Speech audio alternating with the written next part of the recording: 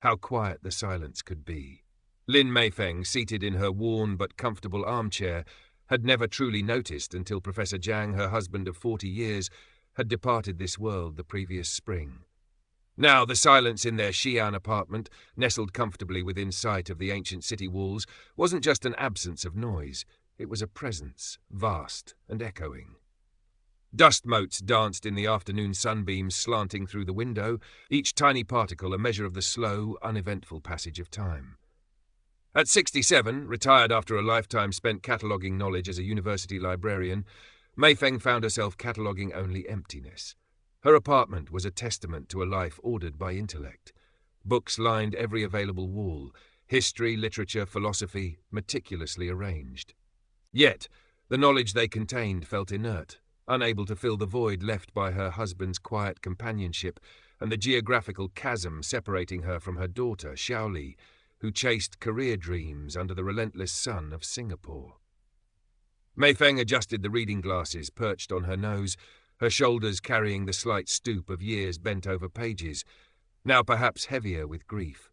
She prided herself on her sharp mind, her ability to dissect arguments and identify fallacies.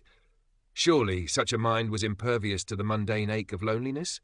Yet the ache persisted, a dull counterpoint to the ticking clock on the mantelpiece. A knock, familiar and brisk, broke the stillness. "Meifeng, are you decent?"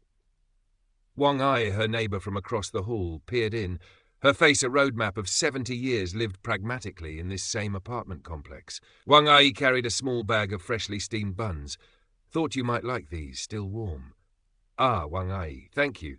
Come in. Sit down." Meifeng managed a polite smile. Wang Ai represented the tangible, the everyday. Gossip about neighbours, complaints about rising vegetable prices, practical advice freely given. Meifeng appreciated the company, but found the conversation rarely touched the intellectual realms she missed. "You look tired, Meifeng," Wang Ai observed, settling onto the edge of a chair, her knitting needles already emerging from her bag. "Still staying up late reading?" "Just thinking," Meifeng replied evasively. Later, the familiar chime of a WeChat video call connected her to Xiaoli. Her daughter's face, framed by a modern Singaporean skyline, looked bright but distant. "Mom, how are you? Eating properly?" Yes, Xiaoli, don't worry about me." Meifeng forced cheerfulness into her voice. Wang Ai brought buns. "That's good. Are you getting out at all? You can't just sit inside with your books all day." "I manage." The conversation followed its usual track.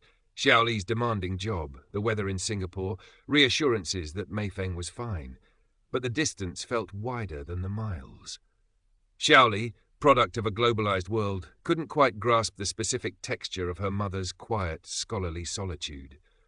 It was Xiaoli's persistent nagging, echoed by Wang Ai's practical suggestions, that finally pushed Meifeng to act. "There's a lecture series at the community centre," Wang Ai had mentioned. "Something about Tang Dynasty poetry. Might be your sort of thing." Tang poetry. Dufu, Li Bai, Wang Wei. The names alone stirred something within Meifeng, a flicker of the old intellectual spark. Perhaps it wouldn't be so bad. Anything was better than the oppressive silence. She enrolled, feeling a mix of apprehension and faint hope. The community centre lecture hall was filled mostly with retirees, their polite chatter a low hum. Meifeng chose a seat near the back, observing. The lecturer, earnest but uninspired, droned on about rhyme schemes. Meifeng felt a familiar sense of detachment, her mind already drifting back to the precise classifications of the Dewey Decimal System. Was this all there was now? Predictable summaries of past glories? Then, during the Q&A session, a voice cut through the polite monotony. It belonged to a man sitting a few rows ahead, younger, perhaps late 30s or early 40s, dressed simply but with an air of quiet intensity. "Professor," the man began, his voice clear and resonant, "while the structural analysis is valuable, don't you think focusing solely on form risks obscuring the profound yijing, the artistic conception, that someone like Dufu conveyed through his lived experience of turmoil?" Meifeng sat up straighter. He used the term correctly, thoughtfully. The lecturer offered a brief, dismissive reply, but Meifeng noted the man's slight frown, the flicker of intellectual frustration in his eyes. It was a look she recognized. After the lecture, as people shuffled out, the man approached her. He had an intense, thoughtful gaze and carried himself with an air of scholarly sensitivity. "Excuse me," he said, his Mandarin standard and articulate. "I noticed your attentiveness during the lecture.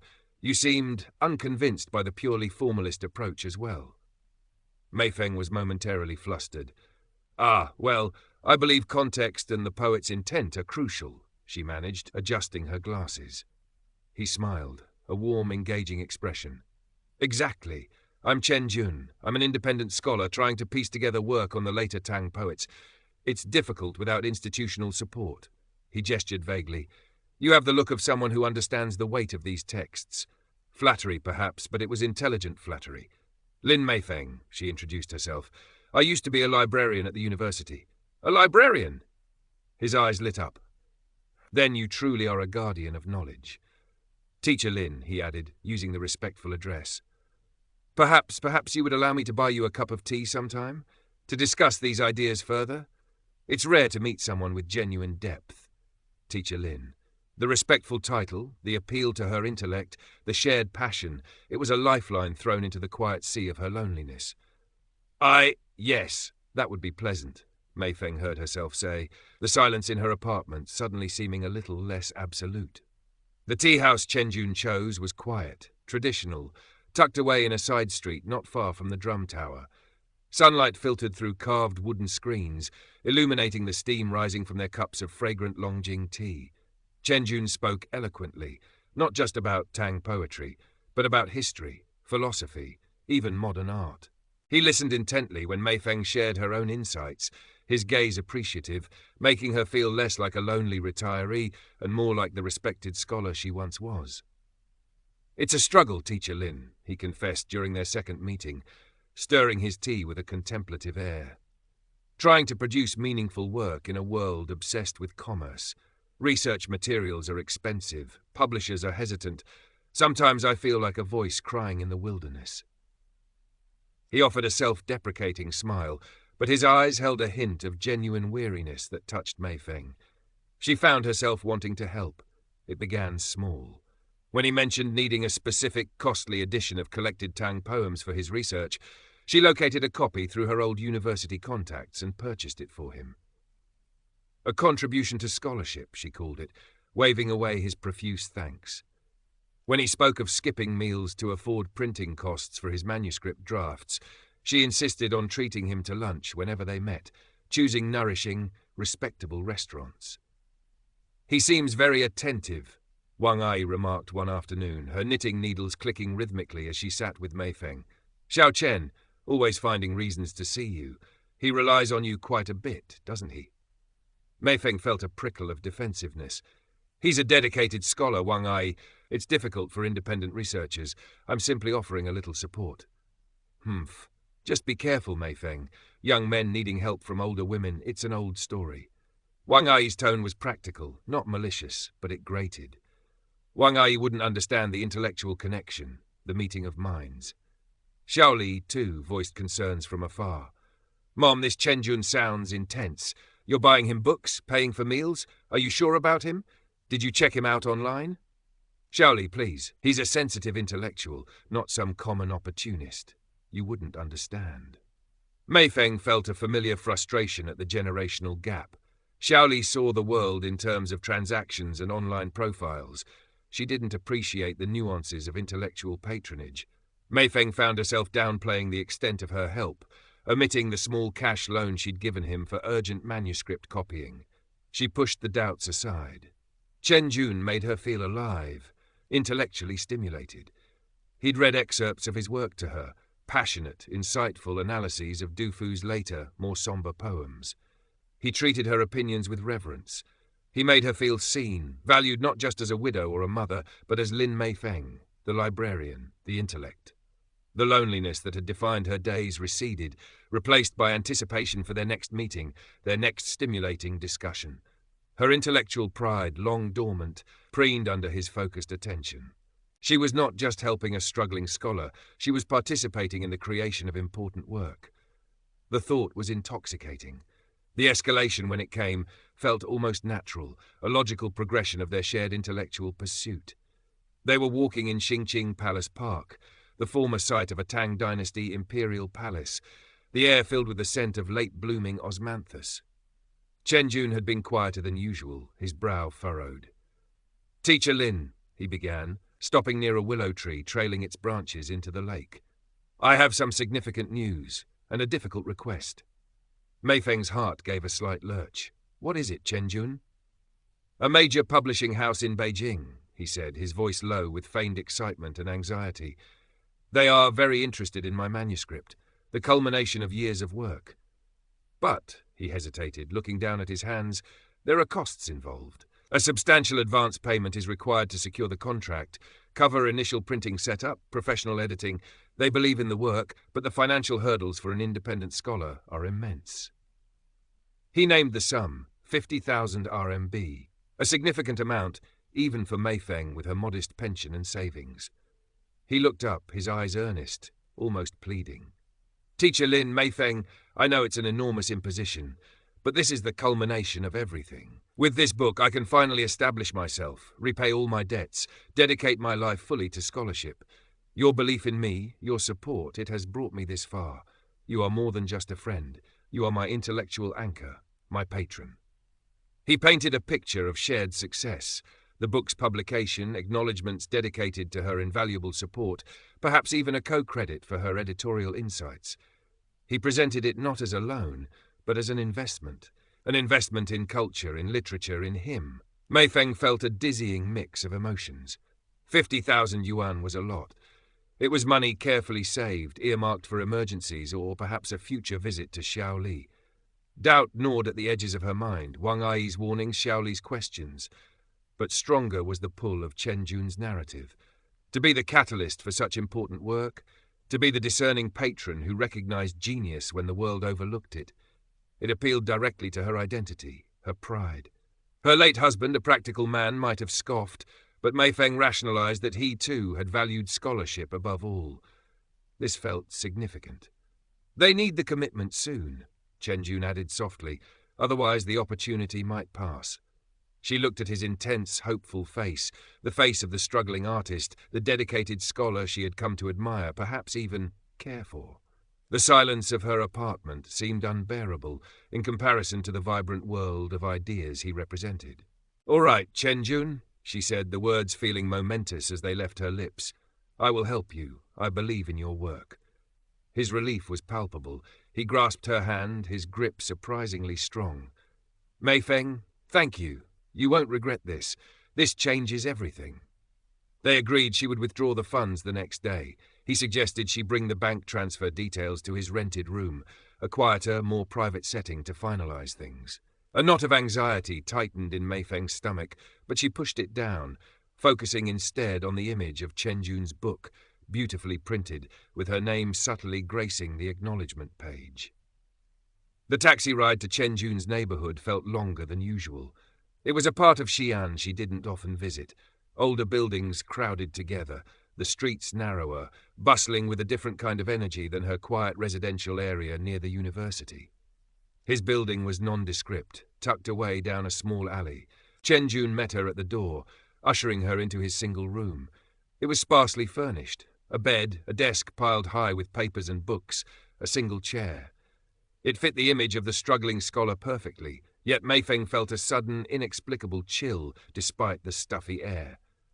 "Please sit down, Teacher Lin," he said, clearing some books off the chair. "I'll just get us some water." He disappeared behind a thin curtain that presumably hid a small kitchenette area. Mei Feng sat, clutching her handbag containing the bank book and transfer forms. Her gaze drifted to the desk. It was indeed piled high, but not just with manuscripts. Partially visible beneath a stack of notebooks was a sheaf of official-looking letters. Curiosity, or perhaps the lingering unease, made her lean forward slightly. The letterhead on top was from a well-known Beijing literary journal. Her eyes scanned the first few lines. It wasn't an acceptance, or even an encouraging query response. It was a form rejection letter, curt and impersonal, dated only a few weeks prior. Beneath it, another, similar rejection from a Shanghai publisher he had mentioned glowingly. And under that, peeking out, was a stark white envelope with bold red characters indicating a final demand notice from a credit company. The room seemed to tilt. Rejection letters? Debt notices? This wasn't the picture Chen had painted. Where was the interested publishing house? The imminent contract? Chen Jun returned, carrying 2 glasses of water. He stopped short when he saw her expression, her gaze fixed on the papers on his desk. "Teacher Lin, is everything all right?" His voice was smooth, but his eyes darted towards the desk, a flicker of something unreadable, panic, crossing his face. Mei Feng slowly raised her eyes to meet his. The warmth she had cherished, the intellectual connection she had valued, suddenly felt like a phantom limb. Achingly present but utterly unreal. "Chen Jun," she began, her voice quiet but steady, the librarian's instinct for precision taking over. "These letters, they are rejection notices, from the publishers you said were so interested. And this," she pointed a trembling finger towards the red-stamped envelope, "this looks like a debt collection notice." He froze. For a moment silence stretched between them, thick and suffocating. Then he attempted a smile, a weak imitation of his usual charm. "Ah, those. Minor setbacks, Teacher Lin. Every artist faces rejection. It means nothing. The real offer, the one I told you about, it came through a personal contact, very recent." "And the 50,000 yuan?" Mei Feng pressed, her voice gaining strength. "Is that for a publishing contract, Chen Jun? Or is it for this?" She gestured again towards the debt notice. The charm evaporated from his face like mist in the sun. His posture changed, the sensitive scholar vanishing, replaced by someone cold, calculating. He let out a short, humourless laugh. So, the brilliant librarian finally puts the pieces together. The transformation was terrifying. The intense gaze she had found so captivating now held only cynicism and a chilling amusement. "You thought," he began, taking a step closer, his voice dropping to a near sneer, "you actually thought a man like me in my prime would be genuinely interested in discussing dusty old poems with a retiree?" Each word was a physical blow. Retiree. Not Teacher Lin. Not Mei Feng. Just a category. A target. "You were convenient, Teacher Lin," he continued, the respectful address now dripping with sarcasm. "Lonely. Comfortable pension, a nice apartment, and that pathetic intellectual vanity, so easy to play on. Did you really think your little insights were profound? I just mirrored what you wanted to hear." The blood drained from Mei Feng's face. The shared passion, the deep discussions, the feeling of being truly seen, all a meticulously crafted illusion. He hadn't admired her mind. He had despised her vulnerability. "The money, Chen Jun," she said, her voice trembling slightly but her resolve hardening. "You intended to take it for your debts." He shrugged, a gesture of utter indifference. "It would have been a contribution to my survival. Call it patronage if it makes you feel better. You intellectuals always need a noble justification for everything." He took another step towards her, his expression hardening further. "Now, what happens? Are you going to make a scene? Embarrass yourself? Let everyone know how easily the wise Teacher Lin was fooled by a struggling artist?" His voice held a subtle threat, the implication clear. Her reputation, her pride were hostages. Mei Feng looked at the man standing before her, no longer Chen Jun the scholar, but a cheap con artist, a predator who fed on loneliness and vanity. The shock was profound, the hurt a physical ache in her chest. But beneath the pain something else stirred, the quiet resilience forged over nearly 7 decades, the librarian's instinct for order asserting itself against the chaos of deceit. She would not be intimidated. She would not be shamed into silence. She stood up slowly, her legs shaky but her spine straight. She clutched her handbag, the bank book still safely inside. "Get out of my sight, Chen Jun," she said, her voice low but clear, carrying the authority she had once wielded among her library stacks. "Or rather, I will leave yours." She turned, not waiting for his reaction, and walked towards the door. Her hand closed around the doorknob. "You'll regret this, old woman," he hissed from behind her, the last vestiges of politeness gone. Mei Feng didn't look back. She walked out of the room, out of the building, and into the indifferent bustle of the Xi'an street, leaving the wreckage of the illusion behind her. The air outside felt clean, sharp against her tear-streaked face. She hailed the first taxi she saw, her mind working with chilling clarity. Her first call was to Xiaoli. The confession tumbled out, the meetings, the money, the planned transfer, the discovery, the ugly truth. Xiaoli listened patiently, without judgment, her voice a soothing balm across the thousands of miles. Mom, I'm so sorry this happened, but I'm glad you found out. Are you safe now? What are you going to do? I'm safe, Mei Feng assured her, and I know what I need to do. Her next stop was her own apartment building. She found Wang Ai sitting outside on her usual stool, knitting. Mei Feng sat beside her, the story pouring out again, this time punctuated by Wang Ai's indignant clicks of her needles and pragmatic pronouncements. "Aya, Mei Feng, I told you! That Xiao Chen, smooth-talking weasel. Good thing you didn't give him that money. We need to report him." Supported by Wang Ai's sturdy presence and Xiaoli's remote encouragement, Mei Feng walked the few blocks to the local Paichiso. Explaining the situation to the uniformed officers felt surreal, humiliating, yet necessary. She presented the details calmly, focusing on the evidence of attempted fraud, the fabricated publishing deal, the discrepancy with the rejection letters she'd glimpsed. The police listened patiently, took notes, assured her they would investigate Chen Jun based on her statement and his known address. Returning to her apartment, Mei Feng closed the door behind her. The silence greeted her again, but it felt different now. It wasn't empty. It was hers. It wasn't oppressive. It was calm. She walked to the window, looking out at the familiar silhouette of the ancient city wall against the darkening sky. It had stood for centuries, witnessing emperors and revolutions, triumphs and betrayals. It endured. She went to the kitchen and methodically prepared herself a cup of strong green tea, warming her hands on the porcelain cup. She had been foolish, yes. Her loneliness and her pride had made her vulnerable. The betrayal stung deeply, leaving a scar on her trust. But she hadn't lost everything. She hadn't lost her savings. More importantly, she hadn't lost herself. The sharp, analytical mind Chen Jun had mocked had ultimately saved her. She sat down in her armchair, the aroma of the tea filling the quiet room. She picked up a volume of Du Fu, his poems chronicling hardship and resilience. She read, not as a patron seeking reflected glory, but as Lin Mei Feng, finding solace and strength in the enduring power of words, in the quiet dignity of her own survival. The silence was no longer a void, but a space for reflection, for healing, for rediscovering the quiet strength that had always resided within the walls of her life. As steadfast as the ancient city itself. She would be more cautious, perhaps, but she would not let the bitterness close her off entirely. She had faced the deception and reclaimed her peace.